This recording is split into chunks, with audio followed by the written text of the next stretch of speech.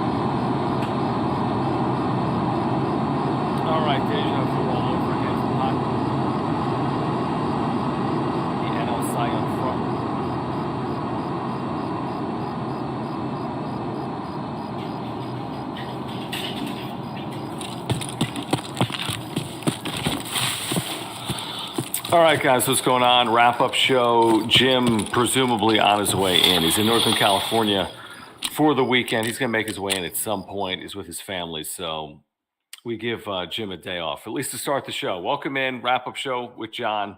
We'll see if Jim joins or not. Padres do win the series. Disappointing Sunday, though. Really disappointing Sunday as they lose to the Royals 15-7. Sloppy errors. Josh Hader, Sean Manaea. We'll get into all of it. As always, please subscribe if you're a Padres fan. We have year-round content for you. Appreciate your willingness to subscribe if you're a Padres fan. Smash the like button for us as well. And follow me on Twitter at John Schaefer. Follow our radio show at John and Jim. If you want to become a member and get the custom emojis like you're seeing tonight in the chat, the Jim Sucks emojis, which are very useful on a night where he's not here, you can click the join button next to subscribe down below. Also, if you want to support this channel and you want to make sure I get your comment, especially tonight as a one-man band, please consider the super function. The way to contribute with the super chat is by clicking the $sign down below. And yes, Ben, he is. There's no question about it. There's no question about it. I thought Jim would be in here, going full throttle here against what happened today at Kauffman Stadium in Kansas City, where the Padres did not play well. Was it a good series? Yeah. I mean, to win 2 out of 3 on the road against any team, I think is, a series that would be deemed a successful one. We asked for this team to win this series, and that's ultimately what they did. But when you get into this game specifically, this is fun. Tim Hill's been very good. He has, but I kind of like that. Will Myers pitched. In fact, Will Myers had more outs today than Josh Hader in that 9th inning. So let's get into this. Again, we appreciate your support. If you want to get to the supers, since I'm a one-man band, I'll make sure to get to all the supers here tonight. So Padres lose 15-7. I think the story in this one, if you watch this game, is, you're not going to win a game with Sean Manaea pitches like that. You're not going to win a game with a starter pitches like that. I thought his first inning today at Kauffman Stadium was about as bad as you can pitch. You look at this Kansas City lineup, it's not good. There was nobody in their lineup with an OPS over, let's see, at the end of the game, nobody in this lineup had an OPS over 735. This is a really bad hitting team, and they had 18 hits today, 10 of them against Sean Manaea. Now, they've been a better team at home. They haven't been great. They're still 4 or 5 games under 500 at home. But when you allow 5 runs in the first inning, you're going to lose, 99% of the time? Probably 98% of the time. Manaea went a couple more innings, allowed 1 more run. You look at his last, I don't even know what it is now, 9 starts. I think opponents are hitting something like 330 off him. He just hasn't been effective. He had 1 start against Washington where he was, I guess, good enough. I think he was somewhat fortunate. Again, facing a bad lineup, did allow one solo home run in that game. Somehow pitched well enough against Washington, but he's just been bad, and I don't think you can turn to him again. I just don't. I don't think he can start another game for the Padres this year. If I mean, I just don't. I mean, are you in a position where you just want to punt on every fifth game from here on out? Now, the good news is with all these off days, you could get creative with this rotation. You don't even have to pitch a fifth starter if you don't want to for the better part of the last 5 weeks of the year because they still have, what, 5 or 6 off days still to come. Ultimately, I think they'll use 5 starters. Who's the fifth starter going to be? Could it be Jay Groom? They got that Eric Hosmer deal. Imagine if that paid dividends to some extent. Could it be Reese Kinnear, Ryan Weathers? I just don't think it can be Sean Manaea. That first inning was that bad where they were pouncing on everything. It was essentially BP. It was an awful inning. They batted around. Again, he gives them 4 innings. I thought the bullpen was good enough until Hader, and we'll get into Hader coming up here in a moment as well. But I mean, for the chat, I mean, who wants to see Sean Manaea start another game in a Padres uniform? I don't, and it's not personal. He's just been bad. I mean, he's just been really bad. Did I see this from Kevin Acee today? He's got the worst road ERA in baseball for a starter. So yeah, that's not going to work, and you can't pitch him at Dodger Stadium in 5 or 6 days, or 4 and 5 days, or whatever it is. You just can't. So I think they need to make a change. For whatever reason. Is it his health? Is it velocity? Is it mental? Whatever it is, he's not the same pitcher we saw the first 2 months of the year. He's just not. So I think they need to make a decision on Manaea. Now, one name it's not going to be, in my opinion, is Nick Martinez. And thank you, Oceanside Boy 760, for chiming in. I see a couple of people talking about Nick Martinez. I just don't see it. I mean, Nick Martinez has been very good as a back end guy. He's been pitching effectively in relief. He's been one of their better relievers this year. So twofold. He's not stretched out. So I don't see why all of a sudden in September you'd want to stretch him out. I think you're asking for trouble. And he's been effective in your bullpen. So usually you have one problem, don't create two. Your one problem is Sean Manaea. You could easily create 2 problems by moving Nick Martinez to your rotation, and all of a sudden he's not as effective as he was in your bullpen. So because it's just 1/5 of your rotation, and because you have off days still to come, I don't think they need to get overly creative, but I think you probably need to turn to AAA El Paso. Or I think you need to skip Sean Manaea for a turn or more, or put him on the IL, whether it's, an actual injury or not, and he needs to work through some things. But I just don't see how you're clinging to a 1.5 game lead in the wild card race for that final wild card, and you're going to pitch Sean Manaea another 6 or 7 times this year. I mean, what are you asking for? You can't do that. I'm not saying Jay Groom is going to be more effective than Sean Manaea, but he could be. He's not going to be less effective.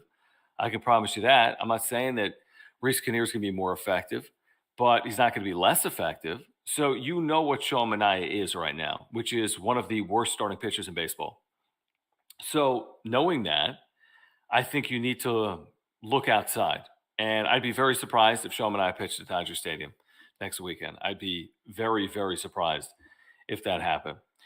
So that was kind of the first part of the game here today. And again, as you make your way into the chat, we appreciate it. Please subscribe here on Padres Content for you. John Schaefer hanging out with you here tonight. We'll see if Jim Russell makes it into the chat or not. Smash the like button for us. Follow us on Twitter at John Schaefer, at Jim Russell SD, at John and Jim. Please consider a membership. You can click the join button down below.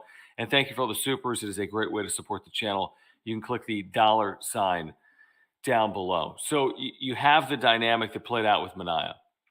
Now, to the Padres offense, to their credit, they actually made this a game. And if not for some sloppy play throughout the course of this game, including the 6th inning with 3 unearned runs scored, if not for those 3 unearned runs, if not for Luis Campusano getting picked off second base, maybe this is a game. I mean, maybe the Padres, are even or ahead even in the 6th or 7th inning, to their credit. And the offense was very good this series. They scored 24 runs. Contributions from Manny Machado today. He continues to put together top 5 MVP type year. He's hitting 304. He's got a 911 OPS. He was 4 for 5 with 2 home runs and 4 RBIs and 3 runs scored. I mean, are you kidding me? And then Juan Soto, great to see him back, obviously, from that back. He's been productive his first 2 days back. Today he homers. You get 3 home runs from Manny Machado and Juan Soto combined, and you lose 15-7. That's all you need to know about baseball. But the offense, I think, did enough. I mean, I know the offense did enough to win this game here today. And then you look at what happened here in the bullpen, and by and large, the bullpen was effective. And then you turn to Josh Hader, and I would have turned to Josh Hader there as well. You're trailing, it's late.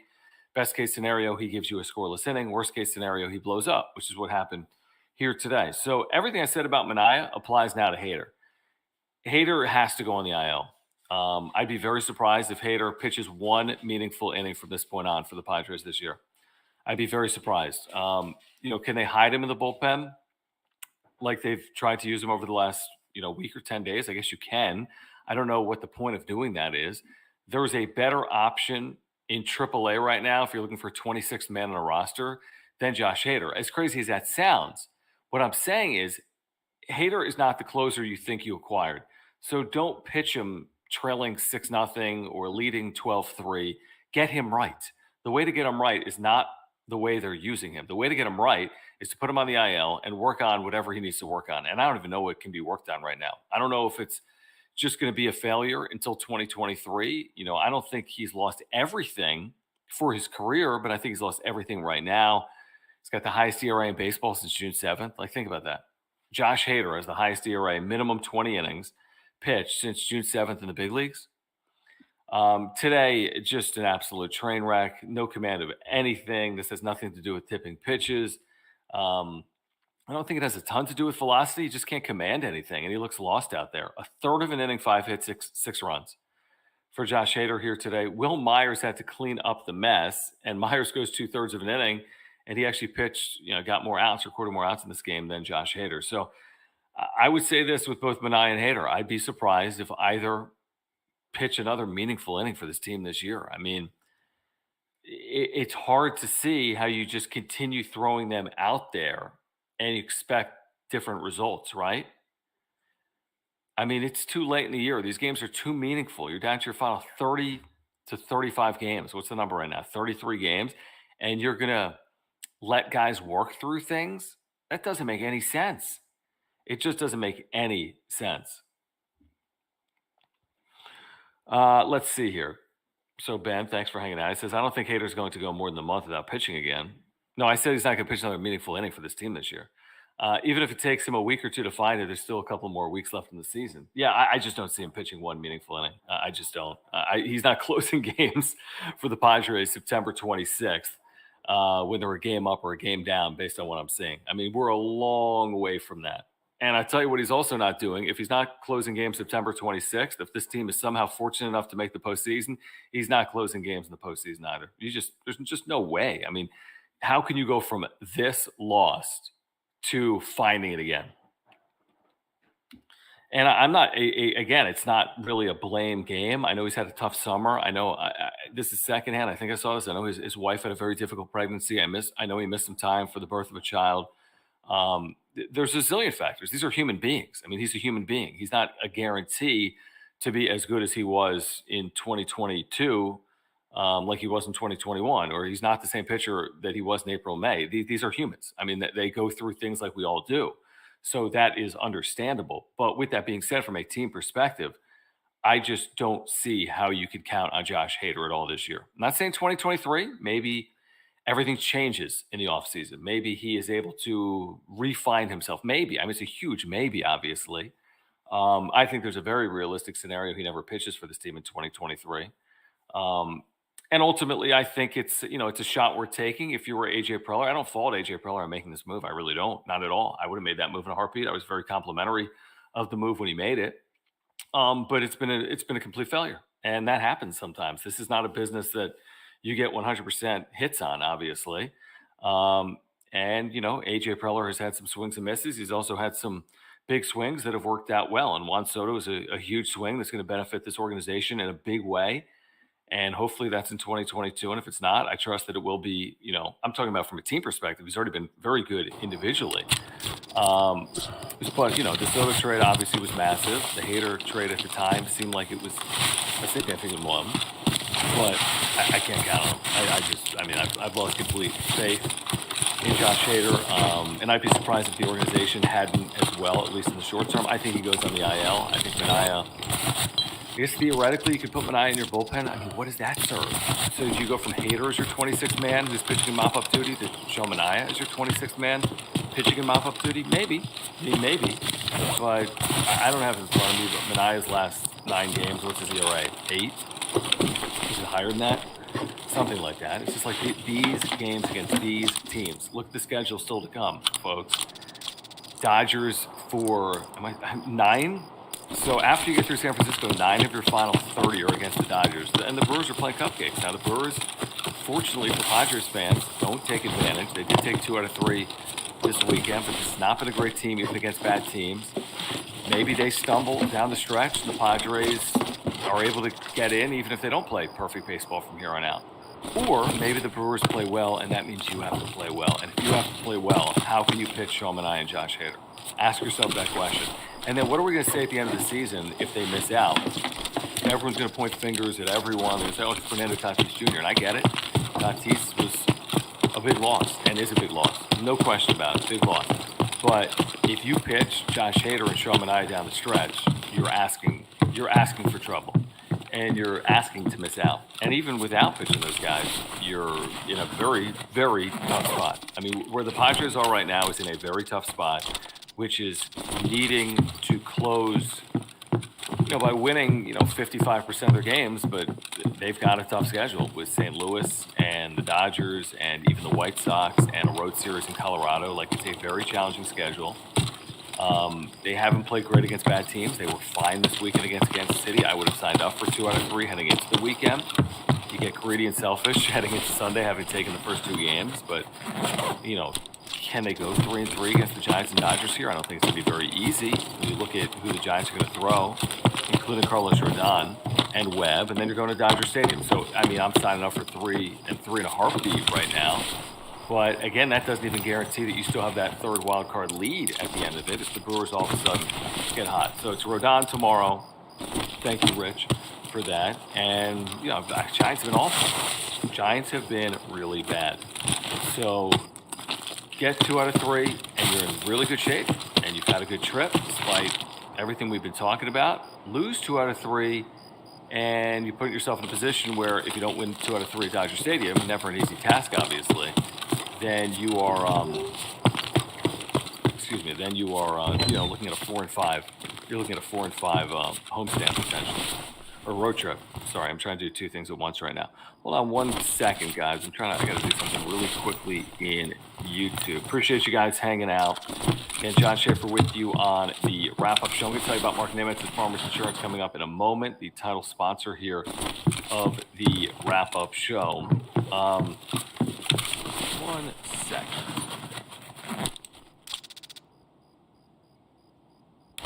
Okay, I do. All right, so while we have a moment, really is Jim anyway, man. It's a lot easier when I have Jim as well. It's probably a lot easier for Jim when he just doesn't show up. But it's easier for me when I have Jim as well, so I can do 2 things at once. A little easier. I do want to thank Mark Nimitz for his support of the wrap-up show here on YouTube. As we've told you all year long, Mark has been with us since day 1. If you have insurance needs, please consider Mark Nimitz at Farmers Insurance. Auto, home, renters, life, earthquake insurance, whatever it is. Mark Nimitz is your guy. I've got my homeowners. I've got my earthquake through Mark. I'm going to have life insurance through Mark as well. He can save you $750 on your insurance. Just by switching over to him, he can save you $750 or more in a year. He's got great service and communication. He is a huge Padres fan. He is a San Diegan. He lives and dies on these games like we all do. If you want to support a local business that supports this channel, please consider Mark Nimitz at Farmers Insurance. But again, we recently had a claim in here a couple of months ago, had to get all new flooring. We had to get all types of work done in here. And he took care of everything, and he made the process so much easier than I thought it was going to be. So I really thank Mark for that. My family is so thankful for that as well. So if you have insurance needs, and we all do at one time or another, if you want to save money, and we all do, please contact Mark Nimitz. There is a link down below for his website, Mark Nimitz at Farmers Insurance. Click that link down below, and thank you, Mark, for your support as the title sponsor of the wrap-up show. Oh, there he is. There he is. The Lord. I was just ripping you. Okay. Where are you? the famous like 12 curtain. I know, man. This is where you were like swatting the fly and like drunk, right? Yeah, I'm not drunk now. Does that mean you are? No. Oh, okay. What's going on, dude? Nothing. Just got done with the family, so I'm joining the other family, and here we go. There we go, man. Well, I spent 17 minutes ripping Manaya and Hater. Would you like to spend a couple of minutes doing that?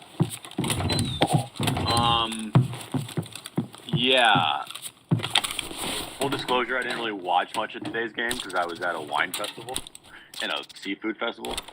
Oh, so yeah, you haven't been drinking. No, totally fine. Let me just change something real quick since you. What did I screw up? You know, like. Oh yeah, my first time. Well, that's because I was solo, dude. Oh, dude, I remember my first time solo. I had it right when I was solo, right? Yeah, you're fine. I think Manaya's. I don't know what to do with Manaya anymore. He's a guy that is your fifth starter. If you do a better option shouldn't than that, be, right? Yeah, I got a better option. Switch me to the left. Take you out and go forward. To the left. There we go. Okay, we're good. Point. Now everything is right. Everything is right. Yeah, I've got a better option, Jim. I mean, for example, they have an off day Thursday, so you don't even need 5 starters this turn if you don't want them. And they have another 5 off days in September. I mean, I'd pitch anyone out there. I'd pitch anyone in AAA over Sean Manaya right now. Anyone. Is it going to be worse than 5 runs in an inning? No, I kind of agree with you. I mean, this is about winning right now. You gotta put your best people out there, no matter what their names are. And Sean Manaya is not one of them right now. He's lost it. I don't know what. I don't think there's enough time for him to turn it around. But I mean, regardless if they make the postseason or not. I mean, not regardless, but if they make the postseason, there's 0 chance he's pitching, right?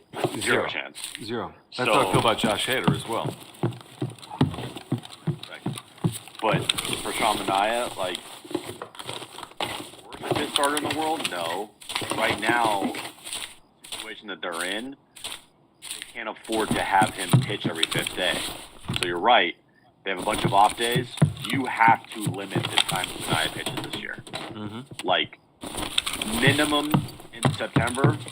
I mean, maximum, excuse me. Maximum in September. I don't have the schedule in front of me, but if you can get